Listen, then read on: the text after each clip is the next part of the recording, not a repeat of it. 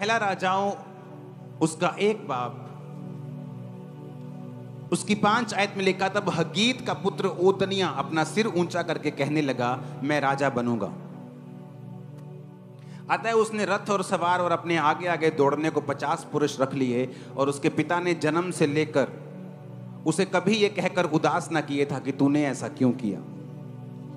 वह बहुत रूपवान था और अबशालोम के बाद उसका जन्म हुआ था। होता क्या है, जब आप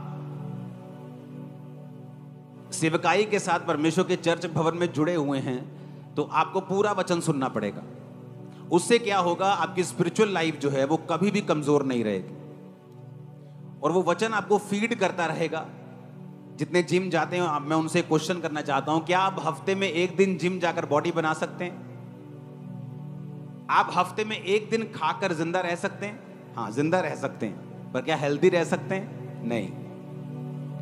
कभी आप 15 रोटी खा लें एकदम से, फिर 2 दिन कुछ नहीं खाएं, फिर उसके बाद 3-4 दिन बाद फिर 20 रोटी खा लें, आप जिंदा रह सकते हैं, कैलोरी काउंट को पूरा कर सकते हैं, लेकिन हेल्दी नहीं रह सकते।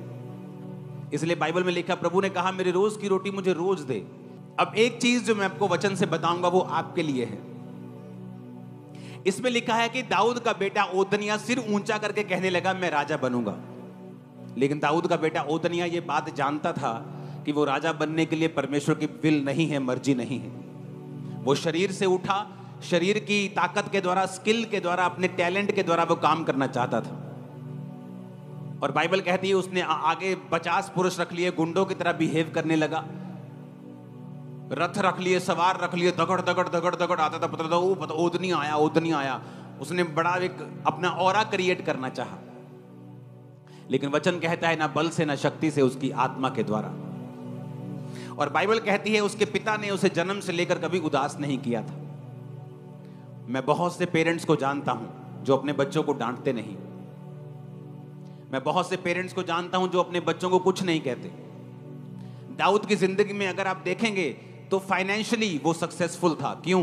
उसे बोना आता था, उसे जीतना आता था। 66 लड़ाइयां लड़के भी वो हारा नहीं, हमेशा जीता। उसका रीजन ये था कि वो पवित्र आत्मा के सीक्रेट को जानता था कि जब वो पवित्र आत्मा के साथ रहेगा तो हर बार नई लड़ाई में पवित्र आत्मा उसे नई स्ट्रेटजी देता था, इसलिए वो कभी हारता नहीं था। आज एक देश अगर रूस और मान लो अमेरिका लड़ पड़े तो 40 साल पीछे चले जाएंगे, लेकिन दाऊद अपनी जिंदगी में 66 लड़ाइयां लड़के भी फाइनेंशियली कभी कमजोर नहीं हुआ और हमेशा जीतता रहा और बरकत पाता रहा। उसका रीजन था पवित्र आत्मा उसके साथ था। इसलिए जब उसने पाप किया तो परमेश्वर ने उसे सजा दी और उसने कहा, प्रभु अपने पवित्र आत्मा को मुझसे कभी अलग ना कर, क्योंकि वो दाऊद जानता था कि उसकी जीत का जो सीक्रेट है वो पवित्र आत्मा है। अपने हाथों को उठाओ, बोलो, परमेश्वर तेरे वचन आज मेरे कानों को खोल दें। ऊंची आवाज में प्रार्थना करो फिर से।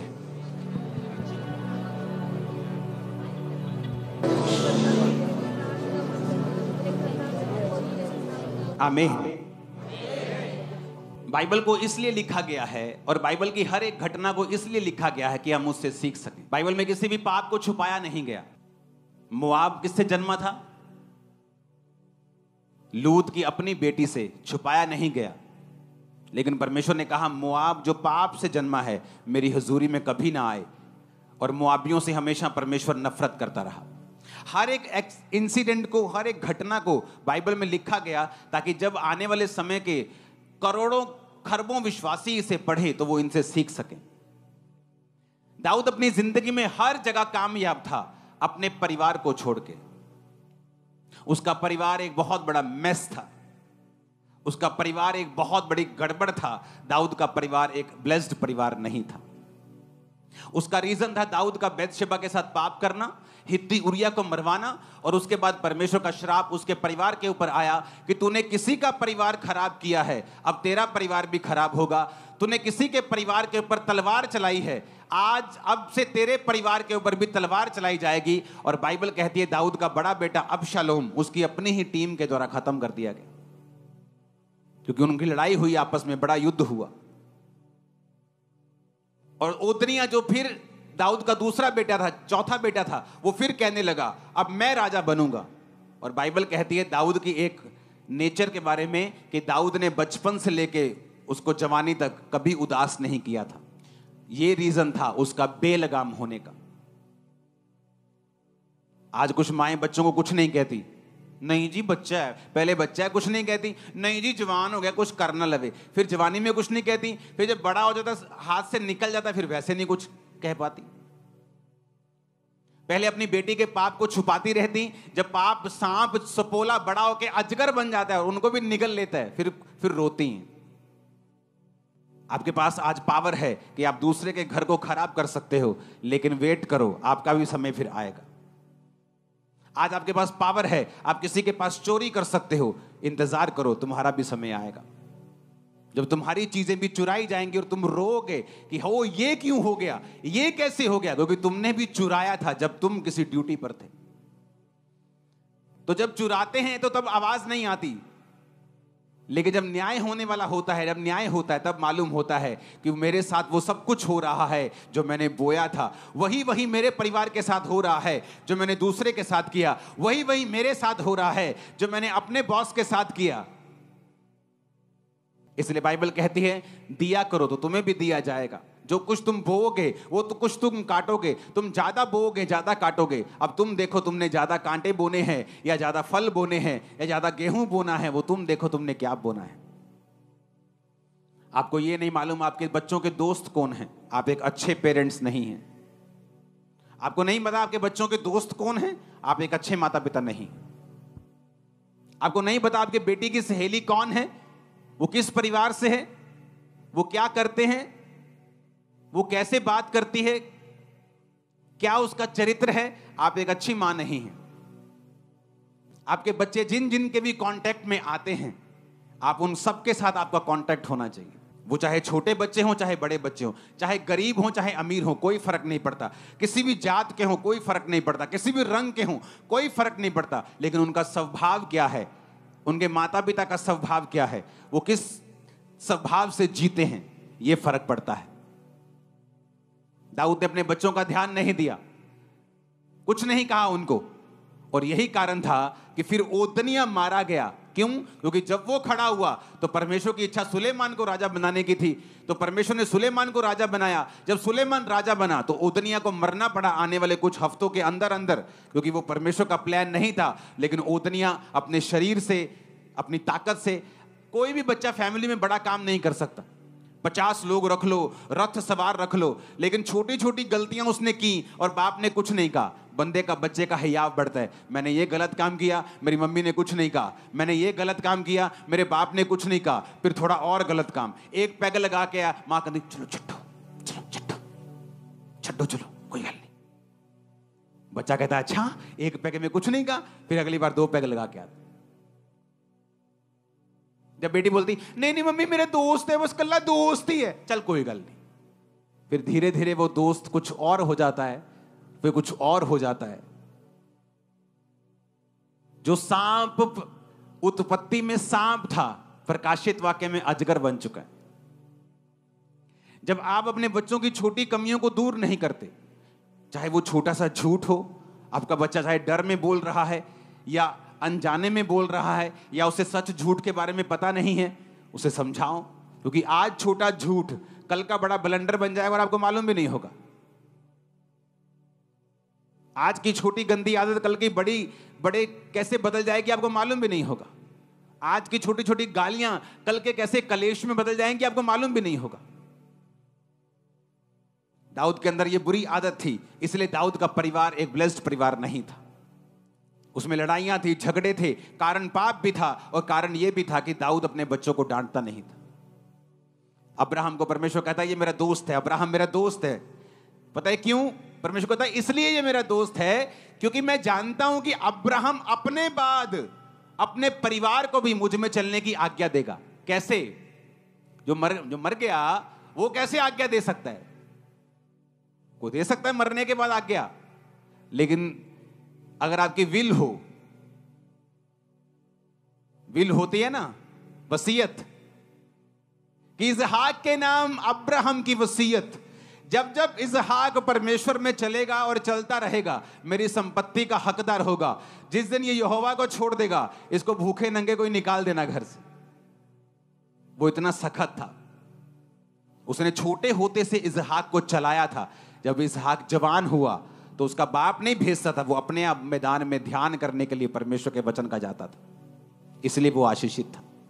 उसे अपने युद्ध जीतने आते थे, सरकारों से भी अमीर था, गवर्नमेंट से भी अमीर था, राजाओं से अमीर था।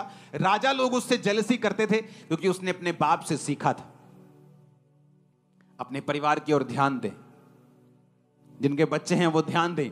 वो बच्चे आपके अपने नहीं, मैं आपको बता रहा हूं, वो एक ऐसी सोल्स हैं, एक ऐसी आत्माएं हैं जो खास तौर पे परमेश्वर ने आपको दी हैं पालने के लिए, उनको तैयार करने के लिए। जिस तरह आत्मिक बच्चे परमेश्वर ने दिए हैं आपको, वो भी बच्चे परमेश्वर ने दिए हैं ताकि आप जो आपके अंदर है उनमें डाल सके, ताकि जो आप कर रहे हैं कल को वो कर सके। आप सोए रहे और आपके अंदर जो है आप ना डाल सके तो कोई तो डाल ही देगा उनके अंदर। जमीन खाली तो रहेगी नहीं, या तो गेहूं उगाएगी या फिर भांग या ऊंट कटारे उगाएगी। अब आप देख लो क्या उगाना है, अब कुछ तो उगेगा। अगर आप अपने बच्चों में अच्छी चीजें नहीं डाल रहे हो तो शैतान गलत तो डालेगा, कुछ तो अंदर जाएगा, या गलत जाएगा या सही जाएगा। ऐसा नहीं हो सकता कि जमीन खाली हो, ना बच्चा सही या ना गलत, ऐसा नहीं हो सकता। या तो वो सही की तैयारी कर रहा है या गलत की तैयारी कर रहा है।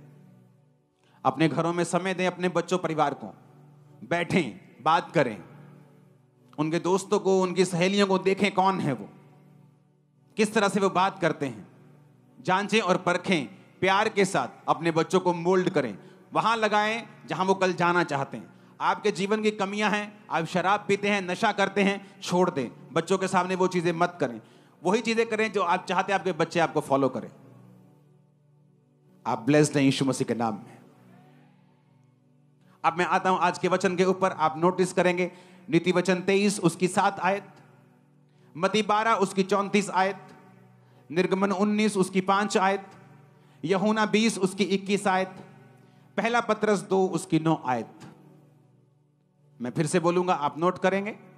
नीति वचन 23 उसकी 7 आयत, मत्ती 12 उसकी 34 आयत, 19:5 निर्गमन की 19 उसकी 5 आयत, यूहन्ना 20 उसकी 21 आयत, पहला पत्रस 2 उसकी 9 आयत। मैं पढ़ूंगा नीति वचन 23 उसकी 7 आयत को। क्योंकि जैसा वह अपने मन में विचार करता है वैसा वह आप है। For as he thinketh in his heart so is he. Bible कहती है जैसा तुम अपने मन में विचार करते हो तुम वैसे ही हो। इसका मतलब यह है कि यह बहुत जरूरी है कि आपके मन का विचार क्या है, यानी आप अपने मन में अपने लिए क्या सोचते हैं कि आप कौन हैं। मेरी लाइफ की सबसे बड़ी प्रॉब्लम 2004 और 5 में यह थी कि मैं ये मानने के लिए तैयार नहीं था अपने अंदर कि मैं परमेश्वर का सेवक बन सकता हूं। जबरदस्ती ले हैंड करवाते थे टीम कि चलो ले हैंड करो, प्रेयर करो, लेकिन मुझे विश्वास नहीं था कि मैं एक सेवक हूं। तो मुझे बार बार बताया जाता था कि तू परमेश्वर का सेवक है, तू प्रभु का सेवक है, लेकिन मेरी लाइफ की कंडीशंस ऐसी थी कि मेरे मन में ये फेथ नहीं था। और जब तक आप पूरी तरह से विश्वास में नहीं भरते, आपकी लाइफ की बहुत सारी मुसीबतें आपको छोड़ के नहीं जाती। तो मुझे विश्वास दिलाया गया और मुझे बोला गया कि तुझे शीशे के सामने खड़ा होना पड़ेगा और रोज अंगीकार करना पड़ेगा कि तू प्रभु का महान दास है, तू प्रभु का सामर्थी दास। इस तरह से मैं बोला करता, मेरे मन में 1% भी विश्वास नहीं था कि जो मैं बोल रहा हूं ऐसा है भी कि नहीं भी। लेकिन कई बार जब आप बोलते हैं, वचन को पढ़ते हैं और आप वचन को अपने अंदर समाने देते हैं तो क्या होता है। पहला पत्रस 2 उसकी 9 में लिखा है, परंतु तुम एक चुना हुआ वंश हो, राजपदधारी हो, याजकों का समाज हो, पवित्र हो, निज प्रजा हो। प्रभु ने तुम्हें अंधकार में से अपनी अद्भुत ज्योति में बुलाया है, उसके गुण प्रकट करो। निर्गमन 19:5 में लिखा, इसलिए यदि तुम निश्चय मेरी मानोगे, मेरी वाचा का पालन करोगे, तो सब लोगों में से तुम मेरा निज धन ठहरोगे। तब मुझे वचन समझ आया। वचन में यह लिखा था कि मुझे अपने आप को वैसा देखना पड़ेगा जैसा वचन कहता है, नहीं तो मैं वो नहीं बन पाऊंगा जो वचन मुझे बनाना चाहता है। क्योंकि हर एक लाइफ में परमेश्वर की बड़ी योजना है।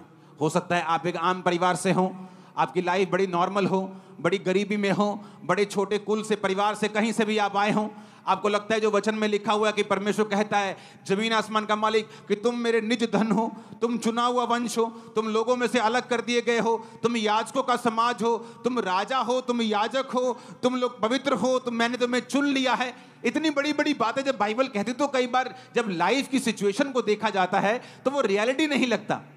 लेकिन अगर हमें रियलिटी पैदा करनी है, सच्चाई पैदा करनी है, आशीष पैदा करनी है, बड़ी बरकत अपनी जिंदगी में से पैदा करनी है, हमें सहमत होना पड़ेगा वचन के साथ जो वचन कहता है। इसलिए बाइबल में लिखा है, जैसा तू अपने मन में विचार करता है वैसा ही तू है। फिर एक बदलाव का समय आया। वो बदलाव का समय था जब मुझे पता लग गया कि खुदाबंद ने मुझे चुना है, एक बड़े काम के लिए चुना है। मेरे शब्द चेंज हुए। अगर किसी विश्वासी में बदलाव आप देखते हो तो उससे पहले का स्टेप यह है कि उसके शब्द चेंज होना शुरू हो जाते हैं। फिर वो अपनी बीमारी के बारे में बात नहीं करता, वो ये बारे में बात करता है कि जीसस क्राइस्ट सब कुछ कर सकते हैं, उसके कोड़े खाने से मैं चंगा हो चुका हूं, चंगी हो चुकी।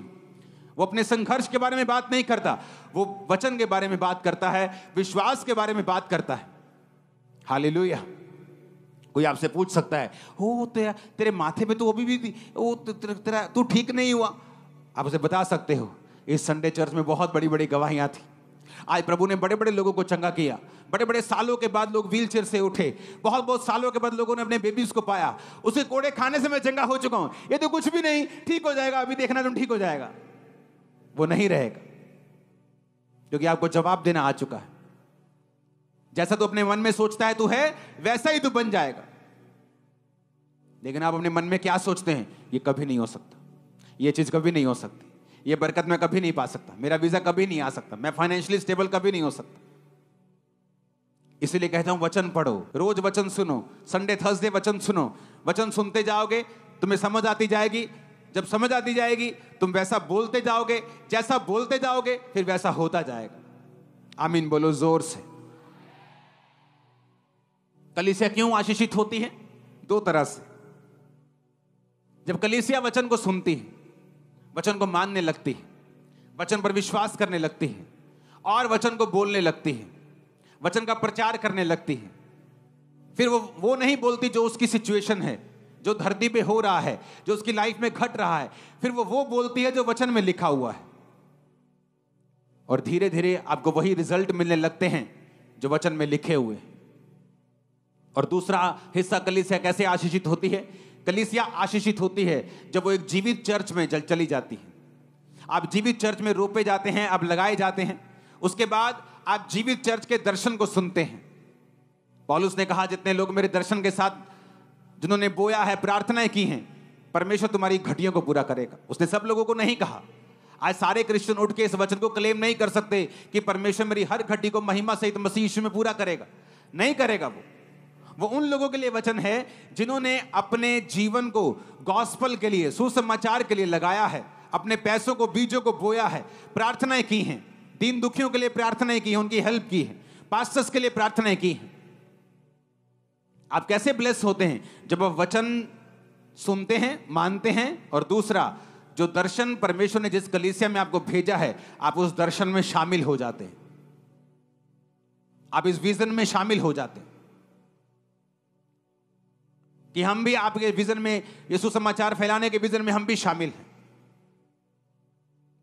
तो कलीसिया आशीषित होना शुरू होती है और उसकी लाइफ के अपने मसले जो हैं वो खत्म होना शुरू होते हैं। ऊंची आवाज में हालेलुया बोलो। और इसलिए बाइबल कहती, पौलुस उनको कहता था कि तुम्हारी हर घटी को वो इज्जत के साथ पूरा करेगा। क्यों? क्योंकि तुमने मेरे दर्शन में मेरा साथ दिया है। आज कलीसिया इसलिए आशीषित नहीं होती कि वो आकर सिर्फ प्रेयर अटेंड करे, वो इसलिए भी आशीषित होती है कि जब परमेश्वर उस दर्शन को जो परमेश्वर ने अपने दास को दिया है उसको पूरा करने के लिए वो प्रेयर्स करती है। आने वाले हफ्तों में, ये मार्च महीना, अप्रैल महीना, मई महीना, जब इंडिया में इलेक्शन हो रहे होंगे तो शैतान चर्चिस को टारगेट करने की कोशिश करेगा। और जब आपको पहले से बताया जा रहा है, ये बात इसलिए नहीं बताई जा रही कि आप अब चुगलियां करें, अच्छा एकदम, आपको इसलिए बताई जा रही है कि आप इसके लिए क्या करें? प्रेयर करें कि ऐसा ना हो, ऐसा ना हो, शैतान शर्मिंदा हो, उसकी योजनाएं नाश हो, उसकी प्लानिंग्स नाश हो। आप फास्टिंग करेंगे, आप प्रेयर करेंगे। और जब प्रभु देखता है आपको कि मैंने परमेश्वर के दास को एक दर्शन दिया, उसने लोगों को बताया, लोगों ने सुना, रिस्पॉन्स किया, कुछ ने रोजे रखे, किसी ने प्रेयर शुरू की, कोई रात को कर रहा है, कोई दोपहर को कर रहा है। और जब परमेश्वर आपको देखता है कि आप किंगडम में एक वैल्यूएबल एसेट बनते जा रहे हैं, कि आप उसके राज्य में काम आ रहे हैं, उसके वो आपका ध्यान रखता है, वो आपकी प्रेयर को भी सुनता है। लोगों को लगता है कि आंसुओं की प्रार्थना को परमेश्वर सुनता है, ये सरासर झूठ है। परमेश्वर आंसुओं की प्रेयर को नहीं सुनता, वो विश्वास की प्रेयर को सुनता है। ऐसे तो सब रोएं, लेडीज का काम ज्यादा आसान हो जाएगा, 2 मिनट में रोए, प्रभु से लिया, चल भी तू किथे मैं किथे। ते बंदे बेचारे सोचते रहेंगे रोना कितना, उंगला दे दे के रोने की कोशिश कर। रोने से नहीं। जब बाइबल का वचन कहता है, हिजकिय्याह नबी को परमेश्वर ने कहा मैंने तेरी प्रार्थना सुनी और तेरे आंसू, वो आंसुओं की बात नहीं कर रहा जो आप समझ रहे हैं, इमोशनल आंसू। वो फेथ था कि प्रभु मैं तेरे समान सीधा, तेरे सामने सीधा रहा हूं, मैंने ये कर्म किया है, मैंने मूर्ति पूजा नहीं, मैंने गलत काम नहीं किए, मैंने दीन दुखियों की सहायता की है, मुझे छू। वो रो रहा था, प्रभु मैं सही हूं, मैं विश्वास के साथ मांग रहा हूं। परमेश्वर ने विश्वास को देखा, उसके पास्ट को देखा, उसके रिकॉर्ड को देखा। आज रिकॉर्ड क्या है? कितनी सिगरेट पी है, कितनी चेनी केनी खाई है, कितने पैग लगाए हैं, कितनी ठगी की है। तो रिकॉर्ड मायने करता है, आंसू मायने नहीं करते। तो परमेश्वर के सामने जब आप परमेश्वर के सामने प्रेयर करते हैं कि परमेश्वर के दास ने बोला कि ऐसा ऐसा शैतान करने की कोशिश कर रहा है, खासकर पंजाब की बड़ी चर्चेस के ऊपर, तो हमें प्रेयर करनी है। तो आप आज रात से ही प्रेयर करें, प्रभु शैतान की योजनाएं नाश हो। कोई व्यक्ति, कोई संस्था, किसी भी तरह का कोई व्यक्ति, सरकारी गैर सरकारी, कोई अटैक ना कर सके, ये शर्मिंदा हो। तो परमेश्वर देखता है कि अच्छा ये व्यक्ति किंगडम में काम आया। जब आप फिर अपने लिए प्रेयर करेंगे, वो आपकी प्रेयर को सुनेगा भी, उत्तर भी देगा, आपको जल्दी देगा। मेरी लाइफ का एक्सपीरियंस है, जो लोग सेवा में हैं, पास्टर्स के काम आते हैं, प्रभु के काम आते हैं, उनकी प्रेयर्स और उनकी हीलिंग और डिलीवरेंस दूसरे लोगों से जल्दी होती है। मेरी लाइफ 20 साल का एक्सपीरियंस है, इसलिए कई केसेस ऐसे होते हैं काउंसलिंग में, जब मैं उनको देखता हूं कि उनकी लाइफ का कोई हल नहीं, मैं उनको बोलता हूं ओके आप सेवा भी स्टार्ट करो और स्ट्रॉन्ग सेवा करो, डेडिकेट कर दो जीवन अपना चर्च को और सेवा करो। जब लाइफ में गोलियत आपके सामने हो तो भागना उपाय नहीं है, इसलिए दाऊद गोलियत की और भागा और एक फेंक के मारा उसके माथे पे। जितने बड़े से बड़े शैतान आपको दिख रहे हैं ना, एक वट्टे की मार है ये, एक वचन की मार है। धरती पर गिर जाएंगे धड़ समेत, धड़ाम करके आवाज आएगी, गला धड़ से बाहर होगा। आमीन, ऊंचे वाला खड़कने वाला चाहिए। सबको जय मसीह की। मैं जतिन बब्बर और आप देख रहे हैं मसीह परिवार चैनल। जैसे कि आप सब जानते हैं कि मैं इस चैनल पे प्रभु के अलग अलग दासों की वीडियोस डालता हूं, तो अगर आपको हमारा चैनल अच्छा लगता है तो आप इस चैनल को ज़्यादा से ज़्यादा सब्सक्राइब जरूर करें, ताकि आप प्रभु के वचन को सुन सके। वीडियोस को ज़्यादा से ज़्यादा शेयर करें, ताकि जिन लोगों तक वचन नहीं पहुंचा उन तक भी वचन पहुंच सके। सबको जय मसीह की। एक बार मैं आपसे दोबारा कहूँगा कि इस चैनल को सब्सक्राइब जरूर करें और वीडियोस को ज़्यादा से ज़्यादा शेयर करें। जय मसीह की।